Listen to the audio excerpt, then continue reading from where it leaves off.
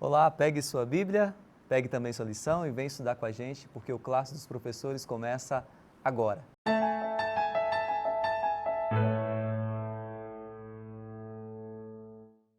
Meu amigo, minha amiga, sejam bem-vindos ao Classe dos Professores, a sua lição em qualquer hora e lugar. E nós estamos aqui hoje para estudar a lição número 11. Olha só, estamos chegando já no finalzinho desse trimestre, viu? Ainda tem mais 2 lições depois dessa, tem algumas coisas importantes ainda que vão ser faladas aqui e você não pode deixar de acompanhar nenhum dos programas, ok?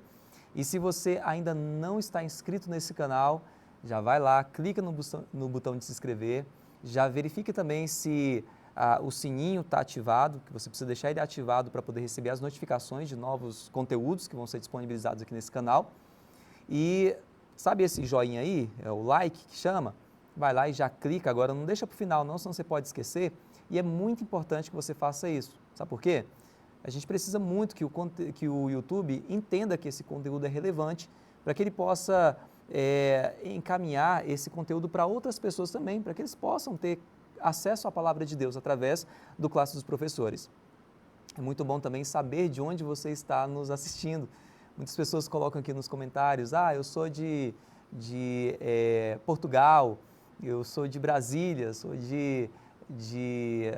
do Rio de Janeiro. Bom, eu tenho aqui comigo 2 nomes especiais que eu quero mandar um abraço hoje, que é a Rosana Martins, é lá de Lisboa, no Portugal, olha o que eu falei. E a Tereza Campos, que fica em Vitória, Espírito Santo. Olha, estamos muito felizes pela companhia de vocês. Continue nos ajudando aí, mandando esse conteúdo para a sua lista de contatos, tá bom? Vamos todos juntos, engajados nessa missão de levar a mensagem de Cristo para outras pessoas, ok? Bom, para uma lição importante, precisamos de pessoas importantes e por isso temos conosco aqui hoje o pastor Davi Sabino, pastor da Igreja Adventista. Pastor, muito obrigado por sua companhia mais uma vez. Uma alegria estar aqui de volta e estar com os amigos e com você que participa conosco. Que bom. Lívia é nossa irmã, nossa mãezona aqui do grupo, da Igreja Adventista do Lago Sul. Lívia, obrigado por sua presença mais uma vez. Prazer estar aqui, Rafael. E ao lado da Lívia está o Alex, ali. Alex, ele ficou aqui conosco durante toda essa temporada, né? Esteve no início, viu, desse projeto e agora retornou para levar a mensagem de Deus para essas pessoas através desse ministério aqui do Classe dos Professores. Obrigado por sua companhia mais uma vez, Alex. Obrigado a vocês também pelo convite, é um prazer estar de volta e quero mandar um abraço aí para todo mundo que está acompanhando a gente aqui de pertinho ou de bem longe, né? Que Deus esteja com você aí abençoando. Maravilha. Olha, a gente vai estudar um assunto bem interessante, é um assunto um pouco complexo, tanto que a lição precisou dividir em 2 partes, tá? Então hoje nós vamos estudar a parte 1, é o selo de Deus e a marca da besta, parte 1. E na semana que vem nós vamos ter um novo estudo aqui, mas com a parte 2 deste mesmo tema, tá? E nós temos aqui um texto-chave na nossa lição, nós chamamos de verso para memorizar, verso áureo, tá? E nós vamos ler ele agora, daqui a pouco, porque antes nós vamos convidar o Espírito Santo também para participar conosco dessa lição. E para isso eu queria pedir para a Lívia fazer essa oração para a gente, Lívia, pode ser? Nosso Santo Deus, obrigada pela oportunidade que temos de mais uma vez estar aqui para aprender mais da Tua Palavra. Que o Teu Santo Espírito possa nos guiar por meio dessa verdade tão importante, que é o Teu selo, a Tua marca, a Tua autoridade reconhecida como nosso Criador, nosso Salvador e nosso Redentor. Que essa lição seja extremamente proveitosa e que venhamos aprender, Pai, realmente os princípios e os fundamentos que estão por trás deste mandamento.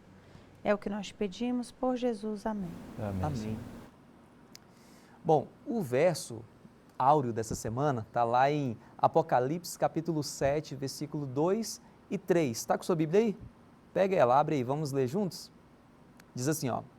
Vi outro anjo que subia do nascente do sol, tendo o selo do Deus vivo. Ele gritou com voz bem forte aos 4 anjos, aqueles que tinham recebido poder para causar dano à terra e ao mar, dizendo: não danifiquem nem a terra, nem o mar, nem as árvores, até que marquemos com o selo a testa dos servos do nosso Deus. Bom, esse tema ele é muito importante, por isso que foi dividido também em duas partes, porque ele é muito complexo, não dá para deixar nada de fora. Lealdade, autoridade, adoração, elas são questões fundamentais neste grande conflito. Se por um lado Satanás ele tenta receber essa adoração a partir de força, de violência, de suborno, por outro lado, Deus usa estratégias completamente diferentes da de Satanás. Ele nos convida a amá-lo, a segui-lo, a confiar nele. Olha a diferença. Pastor Davi, quais são as características que o povo de Deus terá nos últimos dias? Interessante, Rafa, que o contexto desta expressão, né, das características do povo de Deus, que são guardar os mandamentos e ter a fé em Jesus, o contexto é a evolução de um poder, né, primeiro político e depois religioso.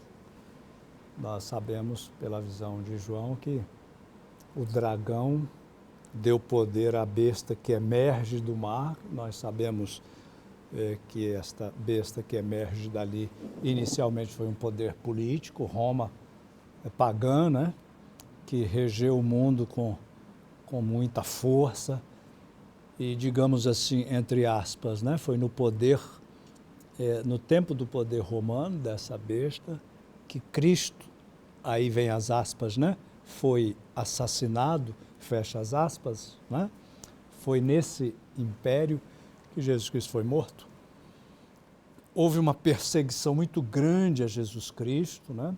E depois, posteriormente, a pregação do Evangelho, esse poder político cede poder depois a um poder religioso, aí vem Roma papal, perseguindo durante séculos, né, mais de 1000 anos, 1260 anos, a igreja cristã e tudo mais, né? Então, a lição, ela dividida em duas partes, aconteceu assim exatamente para a gente pensar um pouco mais nesse contexto em que as expressões do livro do Apocalipse vieram. Então, quais são as características desse povo?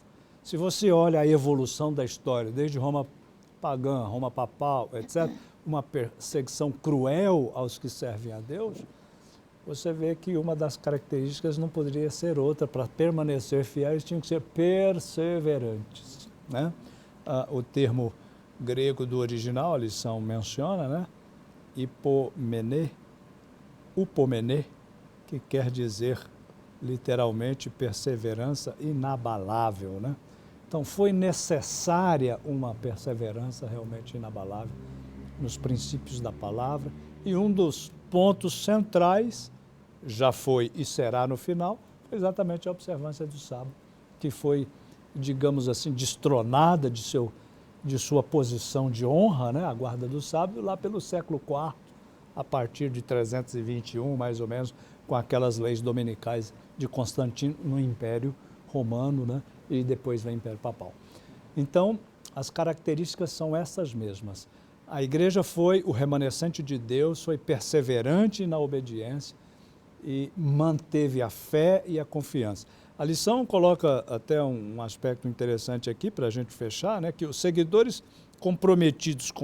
eram comprometidos com o Salvador, não somente não só na fé em Jesus, como também a fé de Jesus, a qualidade de sua fé, né? Porque Jesus foi perseverante, apesar da perseguição dura que sofreu, né? Desde criança foi perseguido. Então, as características principais são a observância da lei, e aí o sábado, e também a fé em Jesus. Como o senhor tocou no assunto aí, Jesus, né, usou esse nome agora, a pergunta que eu vou fazer para você, Alex, também está baseada em Jesus. Porque lá na cruz, ele falou assim, Deus meu, por que me desamparaste? O que ele quis dizer com isso aí? Muito bem. Vários anos atrás, mais de 15 anos atrás, foi lançado um filme que foi um sucesso, né, de bilheterias aí nos cinemas, que é o filme Paixão de Cristo. tenho certeza aqui que, se não todos nós, muitos de nós aqui assistiram esse filme. Comparado com os filmes anteriores, que assim tinham um orçamento mais prejudicado, né, uns atores assim não tão bons, uma produção não tão bem feita, né? Tão elaborado quanto desse programa aqui, por exemplo, né? Vem um filme muito bom, muito bem produzido, Mel Gibson, né, e tal ali. Mas apesar disso, apesar do filme ter feito um esforço tremendo, né, para ser o mais fiel possível, né, na representação do que a Bíblia representa e o que a história também nos traz do contexto, o filme ele ficou muito aquém do que realmente aconteceu na cruz. Por mais que Jesus tenha sofrido fisicamente, né, e os castigos de Cristo foram terríveis, e o filme retrata isso muito bem, como provavelmente aconteceu, o grande sacrifício de Cristo não foi físico. A Bíblia diz que Jesus morreu a segunda morte. Até hoje, todas as pessoas que já morreram no mundo, desde Adão e Eva até hoje, todas as pessoas morreram a primeira morte. Mas a Bíblia fala de duas mortes. A morte, né, temporal, que nós morremos, e a morte eterna. E Jesus, é difícil, a maior parte das pessoas não se dá conta disso, mas Jesus morreu a segunda morte. Jesus morreu a morte eterna. A separação de Deus é o que realmente causou o sofrimento de Cristo. Não que as feridas não estivessem doendo, logicamente estavam, mas comparadas com a dor da separação do Pai, essas feridas não eram nada.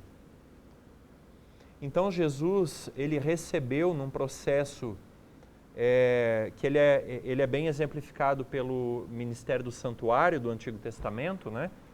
Jesus, sendo inocente, ele recebe toda a culpa de todos os pecados já cometidos no mundo, inclusive o seu, inclusive os meus.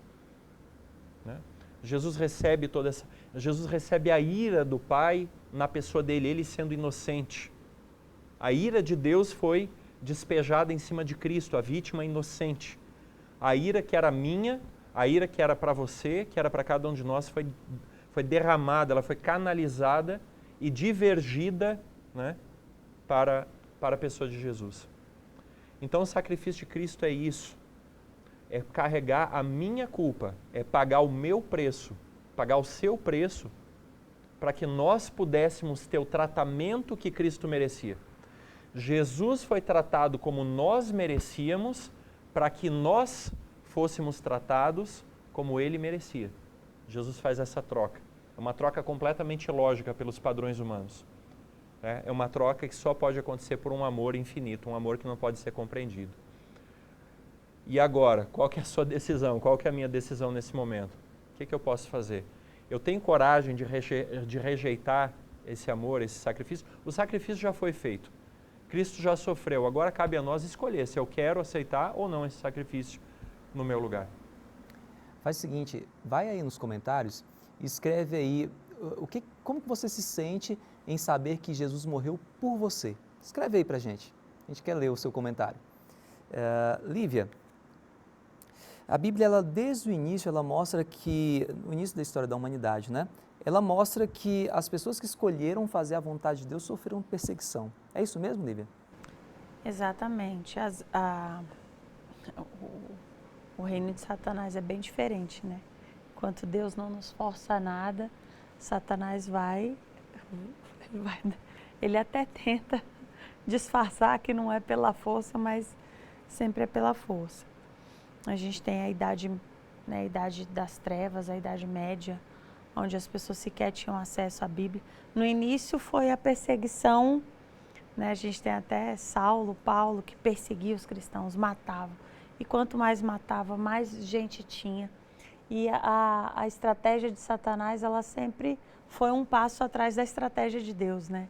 Porque a estratégia de Deus é o amor verdadeiro, é um motivo por Ele mesmo, pela verdade, pelo que Ele é o que Ele é, Ele não consegue fingir. Deus não consegue fingir o que Ele não é.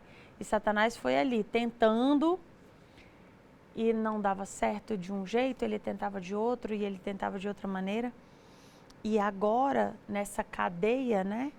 O que aconteceu depois de um período de 1260 anos, onde sequer tinha acesso à Bíblia? as pessoas passaram a ter acesso à Bíblia, houve a reforma, muitas verdades vieram à tona, voltaram a ser faladas, pregadas, reformas foram feitas no mundo cristão, verdades que haviam sido esquecidas retomaram a sua importância. E aí agora voltando para o momento final, porque tudo é cíclico, né, pastor Davi? É verdade. Satanás não consegue criar nada novo, ele sempre vai repetindo as mesmas receitas. E aí agora a gente vai de novo entrar nesse funil de intolerância, engano, e depois vem um boicote econômico. O Apocalipse fala que nós vamos passar um boicote econômico, não vamos nem poder comprar nem vender, né? Todo esse dinheiro aí na Bolsa, na XP, investido, no BTG Pactual, não vai resolver nada, pastor Davi, e agora? O que vai resolver? E vem a perseguição até que no final vem de novo o decreto de morte. Então esse decreto de morte que já foi usado tão amplamente por Satanás para perseguir aqueles que se mantinham fiéis ao Senhor, ele voltará e vai começando gradativamente. Nós já estamos vivendo, né, no momento atual, alguns vários tipos já de intolerância, né? E isso nos traz... a palavra não é espanto, a palavra não é preocupação, porque vai acontecer. Vai acontecer, essas coisas vão acontecer e nós temos que estar preparados para ela. E a Bíblia é clara lá em Apocalipse 13, ao falar que esse poder de perseguir o povo de Deus, ele vai ser um poder grande. Vai ser um poder muito grande, vai ser um poder realmente quase que invencível. Na verdade, pelas forças humanas, ele é invencível, ele vai te vencer. A única coisa que você vai ter a seu favor realmente é o poder de milagre, é o poder que realmente vem do trono de Deus. Aliás, o objetivo dele é vencer você mesmo, né? Para que você se perca e tal. Mas a nossa grande... Te desanimar para que você desista, né? Porque realmente passar por perseguição, boicote econômico, não vai ser fácil. Então, se a gente não dispor realmente do poder que vem diretamente de Deus e de milagres que Deus promete que vai acontecer para o povo dele, para aqueles que permanecem fiéis com ele, você por você mesmo, você não tem a menor chance. A promessa é, o seu pão lhe será dado e a sua água será certa. E ao mesmo tempo, esse período de provação, ele serve também como uma peneira, né? Porque hoje a gente está numa situação muito confortável. Eu digo assim que nunca foi tão fácil ser cristão nesses 2000 anos de era cristã que nós temos, né? Hoje é chique você falar que você é cristão, né? Em muitos círculos, pelo menos. Agora, quando não for chique, quando você não tiver vantagens seculares de você se posicionar em favor da Bíblia, né? Muito pelo contrário, isso vai produzir um peneiramento, né? Vão ficar realmente ao lado da Bíblia aqueles que realmente acreditam na Bíblia, né? E que não estão ali simplesmente por causa dos benefícios, das vantagens de você estar seguindo uma religião popular, né? E mais do que isso, Alex, aí a gente tem que chamar a atenção realmente para o relacionamento. Quem não tem um relacionamento íntimo com Deus vai se encontrar em grande dificuldade. Como nós já comentamos em lições anteriores, se você deixar para começar a se preparar a hora que as profecias grandes mesmo de perseguição começarem a acontecer, a chance de você não conseguir nem se movimentar como disse um grande. pastor há vários anos atrás, eu nunca esqueci, né? A quem faz isso, né? Quem deixa as profecias acontecer para começar a se preparar, está na mesma situação de quem esperou começar a chover para querer entrar na Arca de Noé, né? Exatamente. Como a gente já comentou aqui também, não tem nada de novo. A Bíblia é o que a gente chama da verdade presente, né? A nossa verdade presente hoje é dos 3 anjos. A mensagem angélica dos 3 anjos de Apocalipse. Como a mensagem foi na época de Noé, como a mensagem foi na época de Moisés, eram as verdades presentes, mas se a gente olhar, várias situações elas vão se repetir. O próprio Cristo fala, tal qual foi na época, vai acontecer de novo. Sim, como foi nos dias de Noé. Né? Como foi? Algumas pessoas podem até falar assim, não, mas isso, não consigo acreditar nisso que você está falando que possa acontecer. A história me garante que isso é totalmente possível. Tem um pastor que brinca e fala bem assim, mas eu não acredito no inferno. Aí ele fala bem assim, mas não é prerrogativa mesmo não. Satanás quer você do lado Não dele, precisa se acreditar, acreditando ou não. Isso se você não acredita, se você acha que isso Não é faz diferença conversa, para ele. ele não está nem aí. Ele sabe que você está com ele, se você não acredita, o problema é seu. Pastor, Apocalipse 13 fala de uma besta que saiu do mar, ela recebe a autoridade, né, de um dragão e fala que muitos ficaram maravilhados e seguiram a besta. Pastor, socorre a gente aí, explica pra gente o que está querendo dizer essa profecia aí. Eu estava aqui, Rafael, muito boa a tua colocação, né? A gente refletir um pouquinho sobre esse aspecto, né? Porque na próxima lição, na próxima semana, ainda vamos aprofundar um pouco mais, mas o que acontece é que nossa geração, a geração do Alex, a geração da Lívia, a minha, a sua, a nossa geração, ela tem, assim, sobejas informações bíblicas, proféticas, históricas, a respeito de que em todas as eras as pessoas tiveram dificuldade de crer a verdade, né? Mas vai acontecer um dilúvio? Como é isso possível? Nunca choveu, né? Hoje, é possível que ocorra isso que vocês estão dizendo que vai ocorrer? Poxa, existem tantas informações do passado, históricas, né?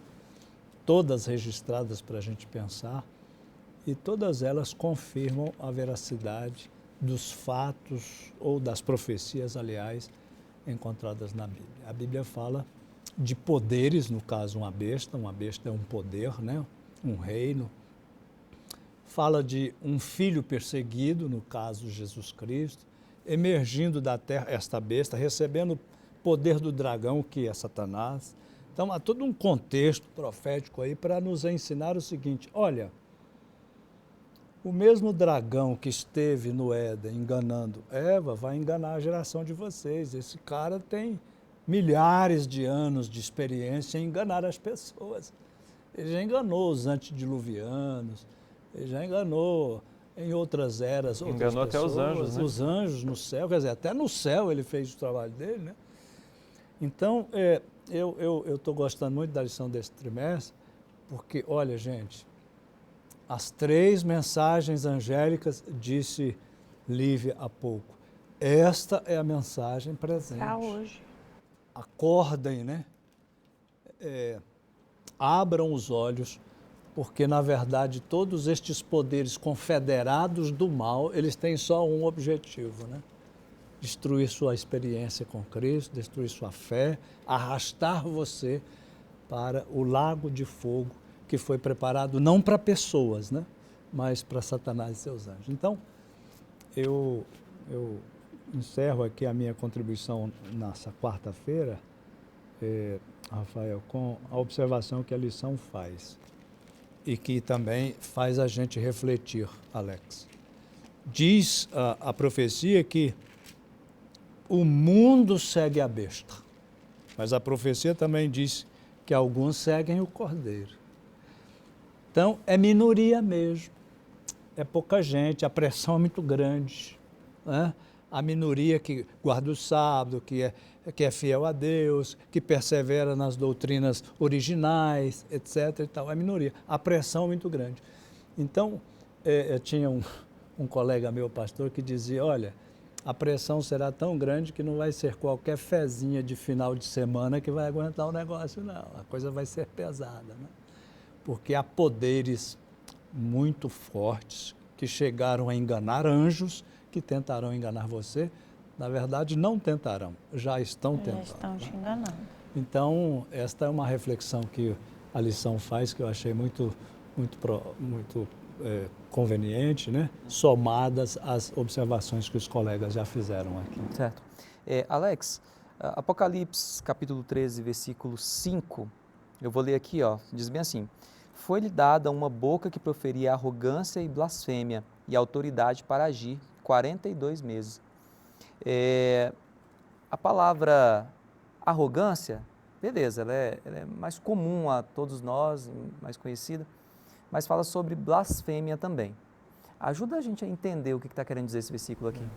Eu queria só comentar o que o pastor Davi acabou de falar, né?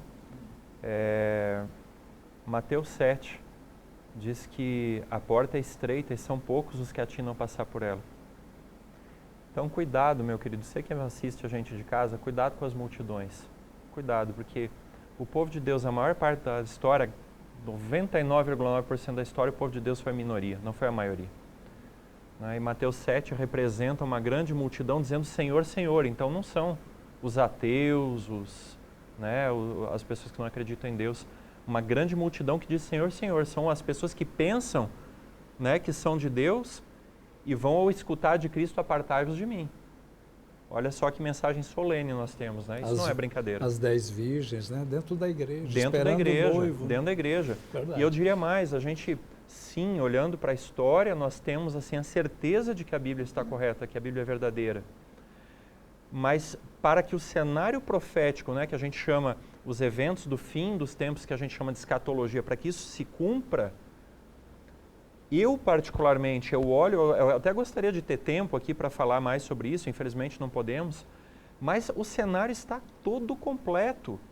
Hoje nós nunca estivemos tão próximos do cumprimento de Apocalipse 13 como nós jamais estivemos.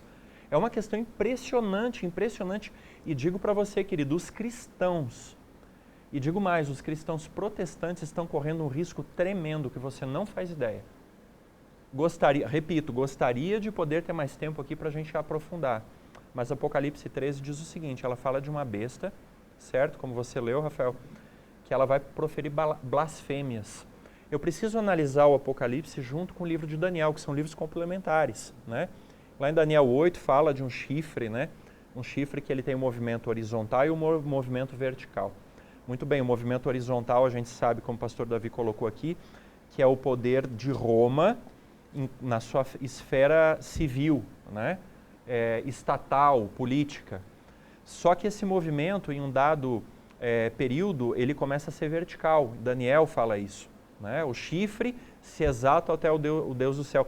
E é praticamente uma paráfrase do que a gente encontra em Apocalipse 13. Os capítulos são complementares.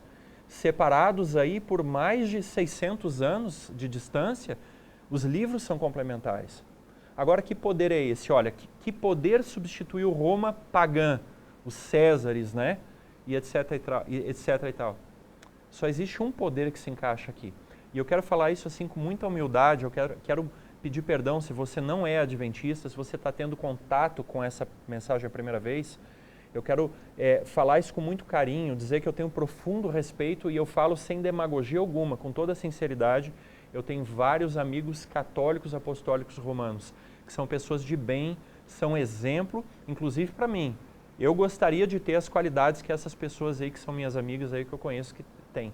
Mas aqui não existe uma outra interpretação. Esse poder aqui é o poder católico romano que herdou do paganismo de Roma os costumes, tradições e crenças que vieram inclusive da filosofia aristotélica, da época lá helenística, certo? E que se introduziu na igreja e que hoje, infelizmente, afastou a igreja cristã como um todo, da verdade pura da Bíblia.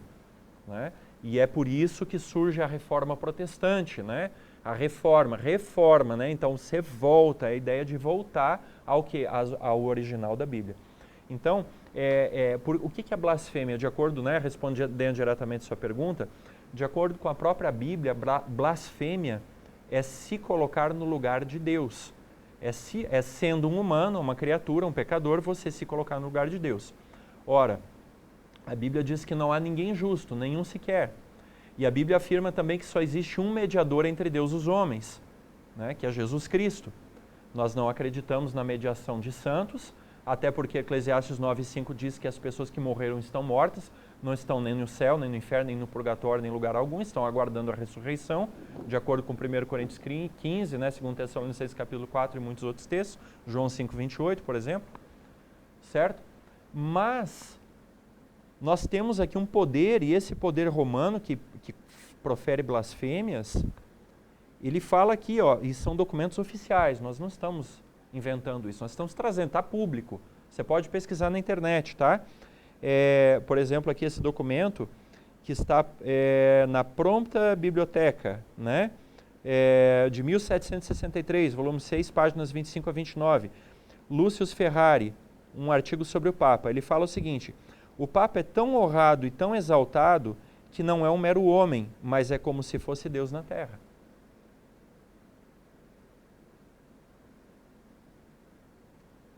Vamos ao próximo texto. As grandes cartas encíclicas do Papa Leão XIII, né? Um texto de 1903, uma edição de 1903. Então ele disse assim, né, o próprio Papa Leão XIII, né?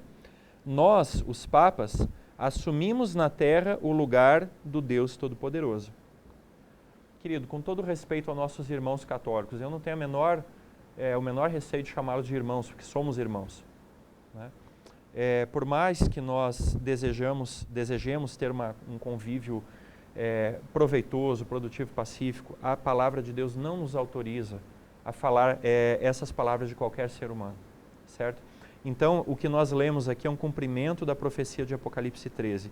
O poder, né, o poder que busca para si mesmo a prerrogativa de ser o próprio Deus na Terra, ou o representante com plena autoridade de Deus na Terra, ele não pode ser um poder que está de acordo com a palavra de Deus, mas antes ele cumpre o papel da besta, né, da besta que é um animal, que significa um poder e não uma pessoa, mas um poder, um sistema, certo? Que se coloca no lugar de Cristo. E esse é o significado mais amplo da palavra anticristo. Não é quem luta contra Cristo, mas é quem se coloca no lugar de Cristo. Esse é o anticristo. Certo. Bom, Lívia, como eu falei desde o início aqui, é um tema demorado para se trabalhar, por isso que foi dividido em duas partes. E para a gente finalizar essa primeira parte, faz um encerramento aí rapidinho para a gente. Bom, finalizando aqui, né, a nossa participação aqui do nosso grupo nessa lição, realmente, como seria bom ter mais tempo para discutir, para estudar mais, para buscar mais referências. Mas, de novo, eu já falei isso na lição anterior que nós estudamos, e eu gostaria de novo de ler agora em Êxodo, dos 10 mandamentos. Êxodo 20, verso 8, lembra-te do dia de sábado para o santificar. E lá no verso 11, a palavra de Deus fala, porque em 6 dias fez o Senhor os céus e a terra, o mar e tudo que neles há. E ao 7º dia ele descansou, por isso o Senhor abençoou o dia de sábado e o santificou. Em Apocalipse 14, a voz do primeiro anjo vem e fala, dizendo em grande voz, primeiro o anjo fala que ele vem voando pelo céu, tendo um evangelho eterno para pregar aos que se assentam sobre a terra e a cada nação, a tribo e língua e povo, dizendo em grande voz, temei a Deus e dai-lhe glória, pois é chegada a hora de seu juízo, e adorai aquele que fez o céu, a terra, o mar e as fontes das águas. Essas palavras e essa exortação de que Deus é o Criador, ela não foi feita de maneira repetida, meramente, porque acabou o vocabulário. Existe um motivo real para que essas palavras estejam aqui. Adorai aquele que fez o céu, a terra, o mar e as fontes das águas. E aí, para encerrar, Rafael, eu deixo aqui o comentário que está na minha Bíblia, uma Bíblia de estudo da mulher antiga, que eu ganhei da minha mãe em 2005. Está aqui toda anotada, velhinha. E o comentário no rodapé da Bíblia fala bem assim, que não tem estabelecido nenhuma conexão entre o sábado e a observância de qualquer outra cultura pagã, de qualquer outro dia. O sábado também não deriva do movimento do sol, da lua, das estrelas, nem de outra unidade de medida do tempo. O sábado reflete o fato de que o governo do tempo e das atividades pertence ao Senhor. O sábado parece um mandamento tão mutável, né? Parece até assim, que implicância, né? Por que não mudar para o domingo? Mas é porque aceitar o sábado é aceitar que Deus é o seu Criador e ponto. Por quê? Porque sim. Sabe quando a mãe da gente, a mãe de novo, né? Sabe quando você pergunta, mãe, por quê? E a mãe da gente fala, porque sim? Porque sim, porque Deus quis, porque Deus mandou. E quando você reconhece o sábado como um mandamento que deve ser honrado e que deve ser cumprido e que não deve ser aceita a opinião de homens, de culturas ou de inconveniências que a guarda do sábado possa trazer para a sua vida. Nós conhecemos, quantos testemunhos lindos nós conhecemos de estudantes, de pessoas que saíram do seu emprego para obedecer a Deus e Deus não as desamparou. Por quê? Porque existe uma promessa de uma bênção muito linda na guarda do sábado. Quem guarda, confia, né? Quem guarda, confia. E se você confia em Deus, você tem relacionamento com Deus, o que o Evangelho diz? Todas as outras coisas vos serão acrescentadas. Isaías diz que aquele que se deleitar no sábado vai cavalgar sobre as alturas da terra e vai ser sustentado com a herança do seu pai Jacó. E algumas pessoas são tão rápidas para dizer que o sábado foi abolido. Querido, eu quero perguntar para você, se você é uma dessas pessoas, né, que pensa isso, você tem certeza que você quer dizer que essa promessa de Isaías, de Deus, né, escrita em Isaías, está abolida? Será que você não gostaria de cavalgar sobre os altos da terra e ser sustentado com a herança de Jacó? Né? Vamos tomar cuidado, né, antes de dizer, olha, o sábado foi abolido. Tem tantas promessas maravilhosas, tem tanta bênção. Eu tenho experimentado, cada um de nós aqui, e essas bênçãos são para você também. Não é exclusividade nossa, você também pode ser beneficiado. Maravilha. Então é isso. O que tem te diferenciado das pessoas deste mundo? Nós estudamos sobre o selo de Deus e nós precisamos buscar saber qual é a vontade de Deus, conhecer a vontade de Deus e passar a viver essa vontade de Deus. Dessa maneira você vai ser selado pelo selo de Deus e quando Ele voltar você vai estar preparado para morar com Ele. Vamos orar? Amém. Querido Deus, muito obrigado, Senhor, por este estudo de hoje. Nos ajude, Senhor, a entender qual é a Tua vontade na nossa vida. Tem muitas coisas na Bíblia também que nós queremos entender, que o Seu Espírito Santo fale ao nosso coração e nos ajude, Senhor, a conhecer um pouquinho mais do Teu amor por nós. Amém. Nos abençoe e nos dê o privilégio de morar no céu contigo, é o que nós te pedimos em nome de Jesus. Amém. Amém. Amém, Senhor. Amém. Obrigado por sua companhia mais uma vez. Nos acompanhe em nossas redes sociais Adventistas Lago Sul e até o nosso próximo encontro.